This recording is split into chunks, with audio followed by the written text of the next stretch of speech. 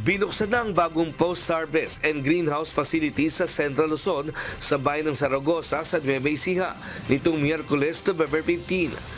Naisakatuparan ang proyekto sa pagtutulungan ng Philippine Rice Research Institute o PhilRice at ng Korea Program on International Agriculture o COFIA. Ayon kay Dr. Karen Eloisa Baroga, Deputy Executive Director for Development ng PhilRice, nakapokus sila sa pagtatayo ng pasilidad para makapagparami ng binhi at gulay para sa mga magsasaka. Bukod pa rito, may nakalaang training para sa mga magsasaka na gustong matuto ng pagtatanim ng palay at iba't ibang uri ng gulay para maging alternatibo nilang hanap buhay.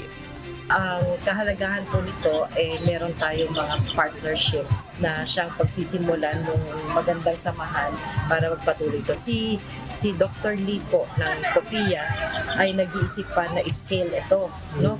Palawagin pa, magkakaroon ng 10 pilot projects nationwide. At doon sana, yung tawag namin mega project, no, in partnership with them, mega project na magkakaroon po ang bansang Pilipinas na sa gayon ay mapaunlad nga po ang agriculture sa bansang Pilipinas. Samantala, malaking tulong naman para sa bayan ng Zaragoza na magkaroon ng kanilang magsasaka ng iba't ibang pagkakitaan bukod sa palay.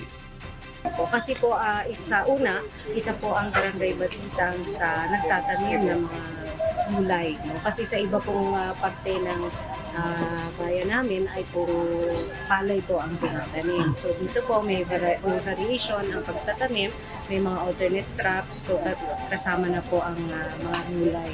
Samantala, ayon naman kay COFIA Director Q. Seung Lee, nakahanda silang makipagtulungan sa bansa sa pondo at pagtuturo ng kaalaman sa paraan ng pagtatanim ng gulay kung papaano mapalalago at maging ani ng mga magsasaka sa bansa. I really would like to talk to our farmers that actually there is no worry about. Our farmers of the Batitang in Zaragoza is really very active and very diligent and really trying to willing to something to achieve, because the mayor of the here in the Zaragoza, she is really supportive for this project, so that there is no much worry about. Diyos ang aming sandigan, serbisyo publiko ang aming pinahahalagahan. Nestor Torres, humahataw!